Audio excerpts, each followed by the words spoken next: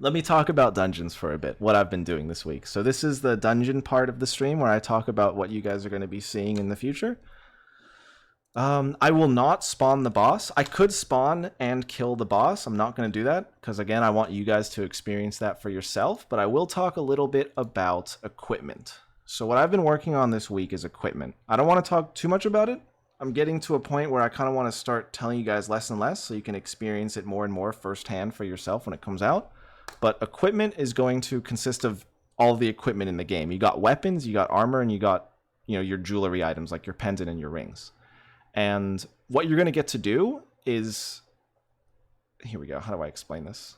So there's a certain drop table for equipment, right? You could get, a certain type of helmet. Let's say helmet type 1, helmet type 2, helmet type 3, and they're not very good, but you can upgrade your drop tables by getting certain classes to certain levels.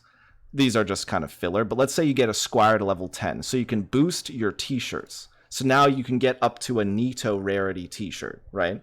So now there's more types of t-shirts you could get within the dungeon.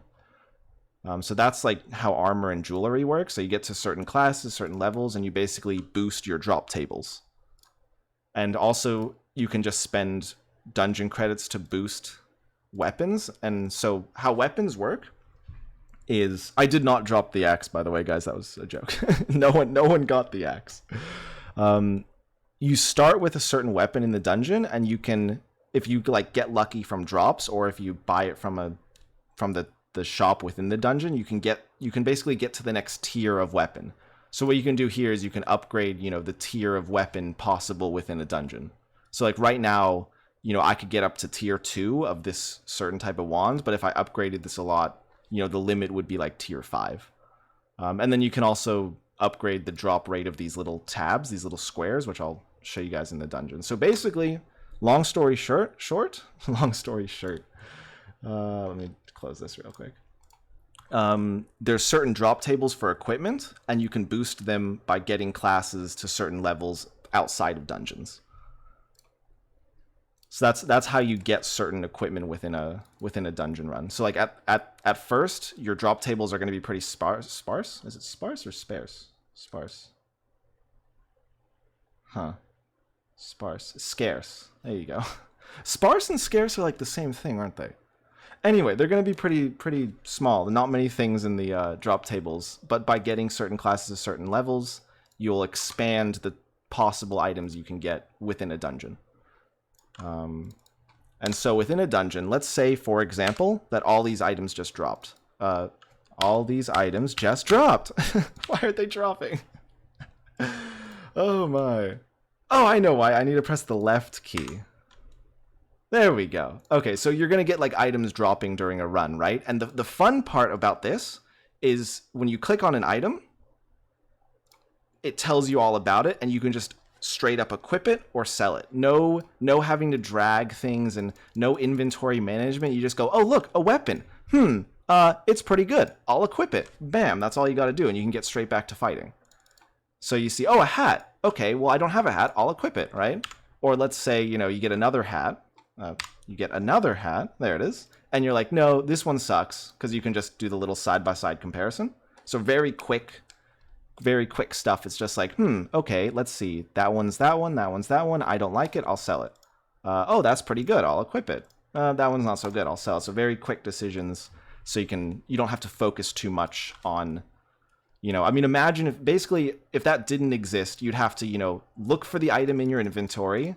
Oh, here it is. And then you'd have to equip it and be like, that lowered my damage. Oh, that one raised my damage. Okay, I think I'll keep that one. And then be kind of like a mess, right? Whereas this is super just oh, look, an item. I'll click on it. That's pretty good. I'll equip it. And then you just get back to doing stuff. And then there's also this. So these little tabs are enhancers. So for example, this is a weapon one because it's got a little picture of a weapon. So right now you can see my current enhancement is no enhancement, so I'll probably want to do that. And look, I got plus 22% crit chance. And it actually works. I literally have, now I have 27% crit chance instead of 5%.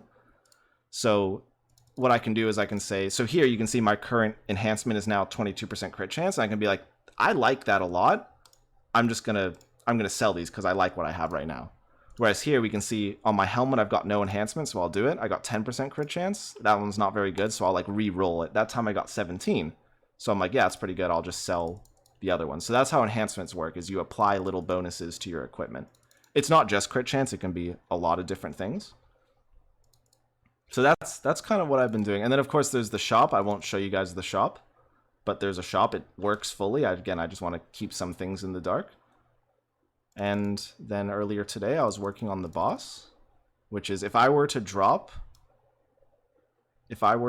this item right here, this completely filler art item with nonsense name and nonsense description, if I were to drop it at the cauldron, it would spawn the boss. I'm not going to do that.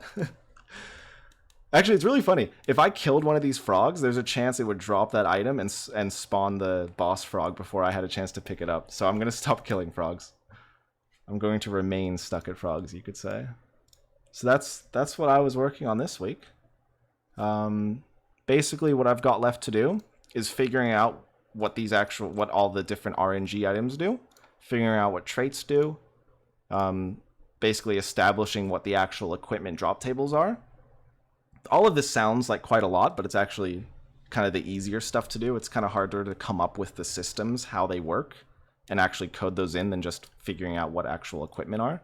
And then I have to figure out what the Flurbo shop is. I have a pretty good idea. This is going to be the place where you spend your pink dungeon credits for stuff outside of dungeons.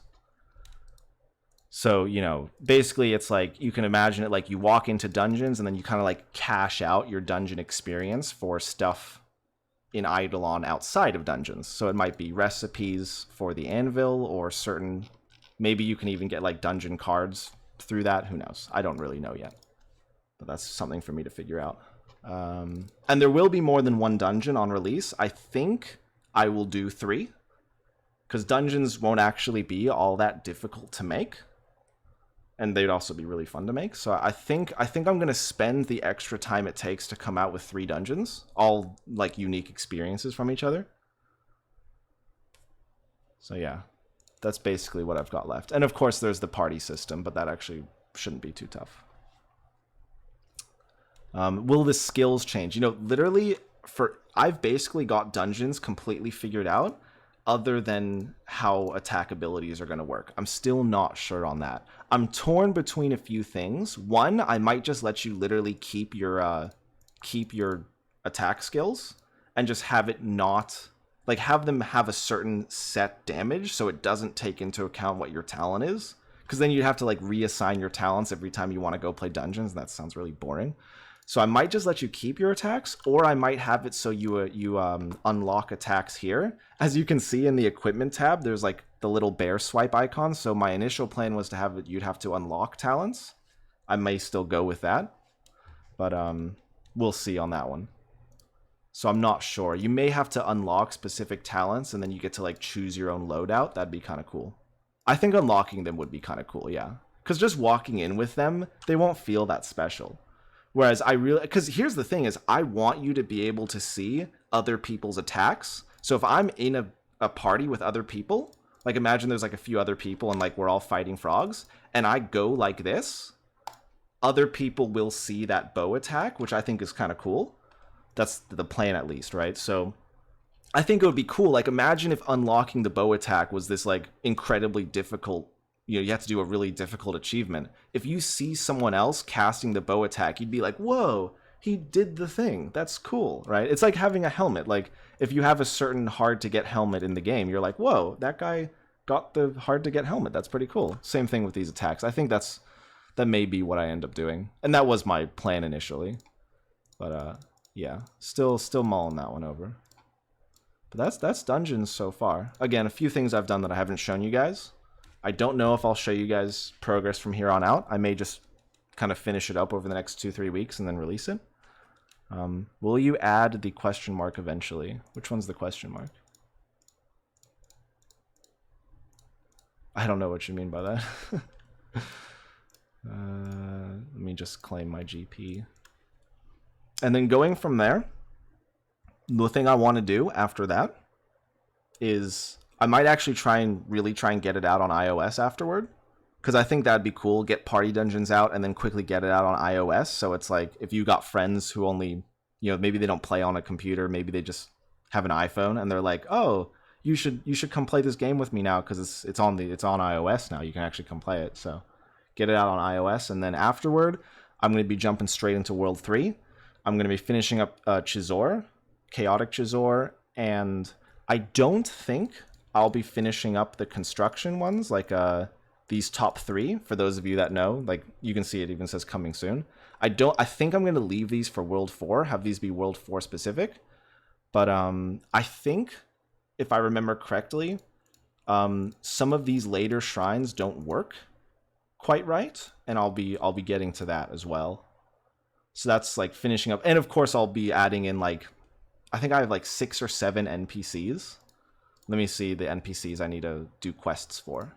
We've got I know we have a guy in here. Where is he?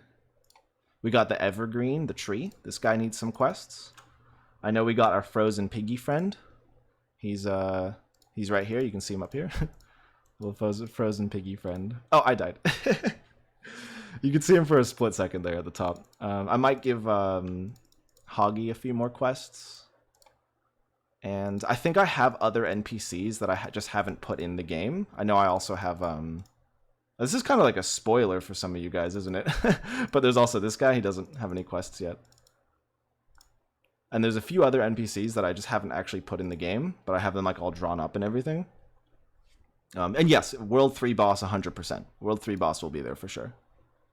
And honestly, you guys might be surprised. Like, I think I can get that done quite quickly, especially when it's, you know, time in my mind for me to do it. So that will be after Party Dungeons in iOS. And then I think I might just jump into World 4. And I don't know what I'd do after that. Then I have to kind of reassess what I need to do. But World 4 will have like some new classes as well.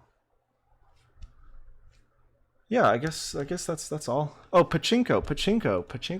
You know, one thing about pachinko is I'm trying to think. I don't know how much you're allowed to do that in like a mobile game, you know? Because I need to ask some people if like that's actually allowed to do. Because I feel like the rules have changed a little bit over the last 2 or 3 years. Fortunately or unfortunately, depending on how you see it. I do want a system like pachinko though, for sure. But yeah, I'm still thinking of that one. And I'd probably put it in World 2. So more reason to get to World 2 if you haven't gotten there already. Pachinko is a way to get free gems and other items every day. But for me, the bigger part of pachinko is it's just this like really fun little thing you get to watch happen. It's like spinning a wheel, basically. You get to watch these little balls fall down these little pegs into certain slots. And it's just really fun to watch, and like the point of it is like every day you get like 50 free balls. It's funny to say. And you just get to like watch it, which is kind of fun. But yeah, I don't actually know if I'm allowed to do that. So I'm gonna ask around. But yeah, that's what I got brewing for you guys for the future. What I also really want to do is like let me try and pull this up. Like give me 1 second here. What's it called? Roadmap. I really want to do one of these. Like some of you guys will immediately recognize this. Maybe some of you won't. Risk of Rain did this. And I really want to do something like this. Like just this thing. It doesn't tell you that much information. Like it's really vague. But it just says like, you know, around here, there will be some new content. Around here, there will be some new content. Just to really have like a visual indication of what I have planned. Like oh shoot, am I not showing it right now? Sorry guys, didn't mean to do that. But yeah, I really want to have some like centralized place for people to go to know what I have planned. Because I've written it out a lot of times. I've made a lot of like written posts like with words, but it's always kind of tricky to visualize that in your head. Like this is like so, it's to me this is so this would be so good for Idleon, because it's like it kind of sticks out in your head. Like there's like 5 different things, they're different colors, they're kind of simple. So I'd have like World 4, World 5, new classes, that kind of stuff. Just really vague, but also like to give a good idea of what I have planned. So I have been thinking of drawing up something like this. But yeah, that's all I've got on my mind. And of course you got the big boss. Okay, I'll answer you guys' questions for a bit. If you want to stick around and ask some questions in the chat, I'll read them out. But other than that, I guess the stream is over. Funny stream, this one, wasn't it? It's a bit strange. I think it's good. I think that the better I am, the more composed I am for like streaming, the less mentally, like, how do I put this? The less focused I am on developing. So the fact that I'm so scrambled and like all over the place for streaming means that my brain is like completely focused on actually making the game, which is good. How much Risk of Rain / Risk of Rain 2 have you played? I played Risk of Rain a lot. I beat it a few times, and Risk of Rain 2 I have also played quite a lot, and I've beaten it a few times, but usually on Drizzle. So I've played those games for a while. Idle skilling final update. Yes, I actually think, this is just thinking, I think I may make an idle skilling final update in line with November 2nd or November 1st, because I have to update the game in order for it to actually keep existing. And if I have to do that, I might as well take a bit of time to make a little final update. Especially with like all I've learned in the last 2 years, I think I could make an idle skilling update really quickly. And also I could have a bunch of fun not really caring. Like I don't have to play it safe, because it's like I can just really make something completely wacky and like really creative, so to speak. Like with Idleon, I can't really make whatever I want, because it's like it has to be fun. Whereas with idle skilling, I feel like I have more room to really experiment. So I think you may actually see the final idle skilling update in like about 2 months or so, but we'll see. Don't get too excited for it, but do keep it in mind as a possibility. Do you want to add guild bonuses to dungeons? No, I don't think so. I don't think guilds and dungeons will... I wouldn't mind guilds and dungeons interacting a little bit. I think that would be kind of cool. But yeah, I don't think they're going to interact too much. Is there a Treasure Hunt 5? No. There will be, but it won't be for at least a few weeks. World 3 post office skills soon. Ooh, that'd be cool. The post office update. I may sneak that in with the finishes to World 3, because that would not be difficult to do at all. Could probably do that in a day, even. So yeah, that could be there. Ooh, refinery changes. Yeah, that's another one with World 3. I have all this stuff written down for World 3. Of course, I haven't looked at it for a while, because I was busy like fixing up, doing all like the card presets and talent stuff, and obviously party dungeons. But I have all the notes for World 3 on, so don't worry about that. Where's the boat from last stream? Hang on, hang on. I know exactly what he's talking about. Let me see if I can find it. Oh, there it is. There it is. Yay, the boat. The ship, the holy ship boat.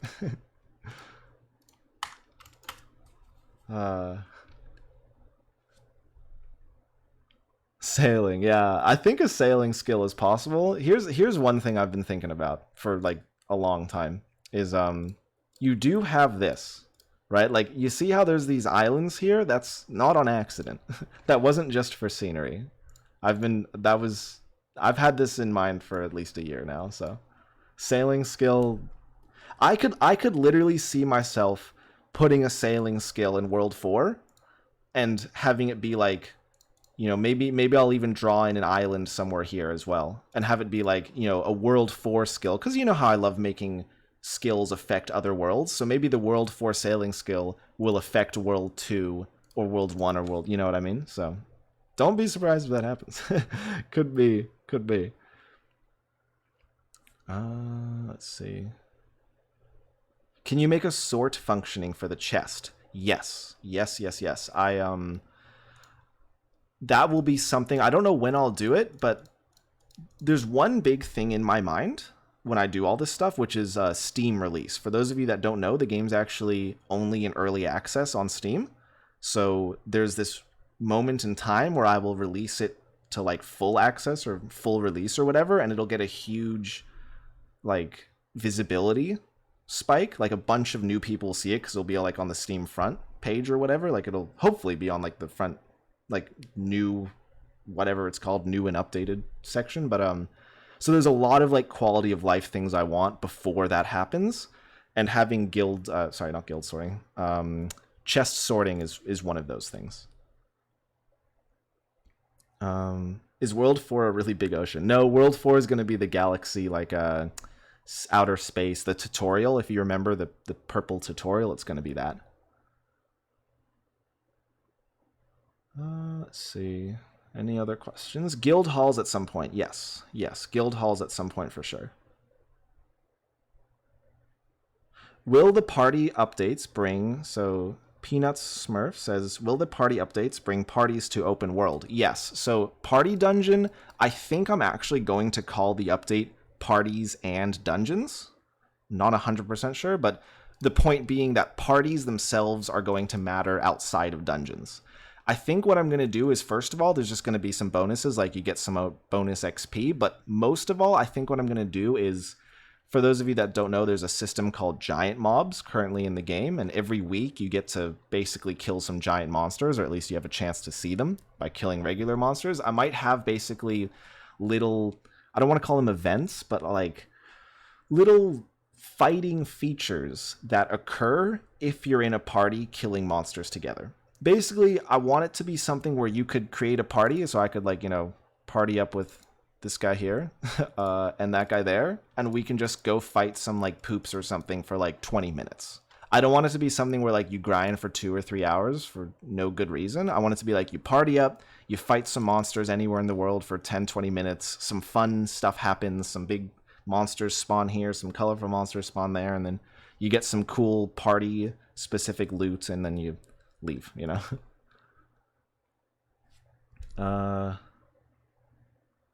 That's that. So I'll leave you guys to whatever you guys were doing. I hope you guys have a nice Sunday. I believe it would be for most people. I think for some people it would be Monday, but I hope you guys have a nice day. And I don't think I will see you guys next weekend. I think I'm gonna start sticking to myself until Party Dungeons comes out. So maybe the next time you see me will be Party Dungeons in a few weeks, which would be very exciting. That'll be a fun stream. I think I'm gonna make sure that I only stream when I'm like ready to really have some fun on stream. I think we're gonna be playing Party. Oh, that would be really fun. I'll play some Party Dungeons with viewers, and we can see how far we can get. So that'll be a good stream. I'll make sure to really label when that stream happens. You guys will know when that stream happens. I'll just put it that way. But yeah, I'll see you guys then. I hope you guys have some fun playing whatever games you're playing. And just have to click this button, don't I? This one right here.